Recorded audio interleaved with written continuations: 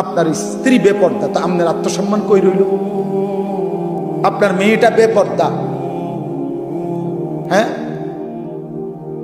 আপনি বুঝেন না এটা? ৮-৭ কাপড় পরে আপনার মেয়ে কোথায় যায়? 14 বছরের 16 বছরের এই 18 বছরের এই উপযুক্ত কন্যা ৮-৭ কাপড় পরে কোথায় বের হয়, কাকে দেখাইতে যায়? আপনি বুঝেন না? আপনি চিরা খান, আপনি হুদা বন খান, আপনি ভাত খান না। এতটুকু হায়া যেই বাপের নাই, তো তুমিও তো বেহায়া, তোমার মেয়েও তো বেহায়া। যে স্ত্রী বেহায়া তার তো স্বামীও বেহায়া, স্ত্রীও বেহায়া, দুইজনেই তো বেহায়া বেটা তোমরা। নাহলে আত্মসম্মান থাকলে, আত্মমর্যাদা থাকলে, পৌরুষ থাকলে, আমি বাইচা থাকতে আমার বউ বেপর্দা হবে বেটা, তো আমি বাইচা রইলাম কেন?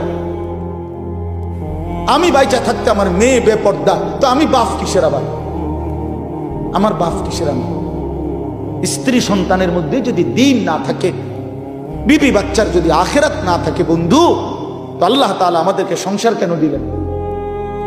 পরিবার কেন দিলেন? স্ত্রী সংসার কেন দিলেন আমাদেরকে?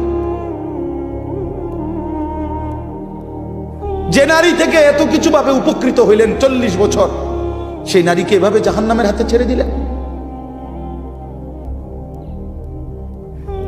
এভাবে ছেড়ে দিলেন। ফিকির করেন, সিদ্ধান্ত করেন, কেমনি কি করবেন, ফয়সালা করেন।